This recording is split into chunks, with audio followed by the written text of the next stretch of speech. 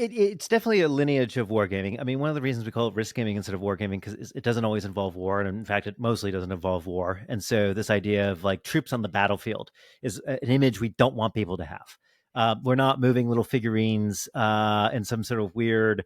I know you're looking at me with 500 board games on shelves behind my head, but it has nothing to do with little figures. It's strategic wargaming, and so it felt easier to come up with a new term. And interestingly, in the industry, people have ideas like foresight games and prediction games and speculation models. And there are actually a lot of folks are trying to get away from the word wargaming for a variety of reasons.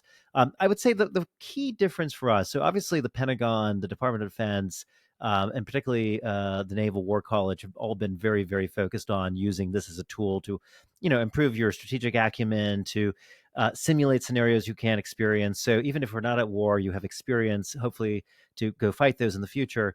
I'd say the key difference for us is a couple fold. One is a real focus on empowering people to make decisions under the context of incentives. So the Pentagon sort of assumes there are no incentives in the world. Economics doesn't exist. You're modeling kind of troops that showed up on the battlefield and they will fight and you do your sort of thing, or you do state to state actors, but they never get the economics into play. So there's never a sense of, look, we could do this, but Google's profits are going to be affected, and Google's a really important American company, and so we're not going to do that. That never shows up. Like economic, corporate, private industry concerns rarely show up in American foreign policy. And so one of the things we try to add back into this as economic warfare has become more important in every region around the world is sort of asking like, look, what happens if you have this policy? These are the ramifications to jobs, right? And would you sacrifice 4 million jobs, American jobs of employment because of a trade embargo? And suddenly you're adding in all these dimensions that actually exist in real life that just don't get simulated generally in DC wargaming simulations. That's one.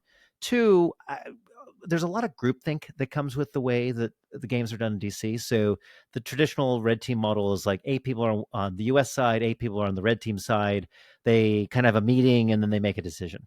And I just don't think that's very interesting. I think groupthink is the death of all interesting decision making.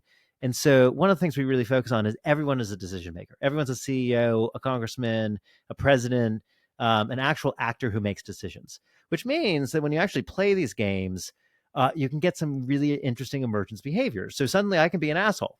I can suddenly be like, you really screwed me on that last decision. And even though it's not good for me, I'm going to get back at you. And I don't have to get a committee of people being like, don't do that. Like, that's bad for our points or scores or objectives. I'm like, no, I'm getting back at you.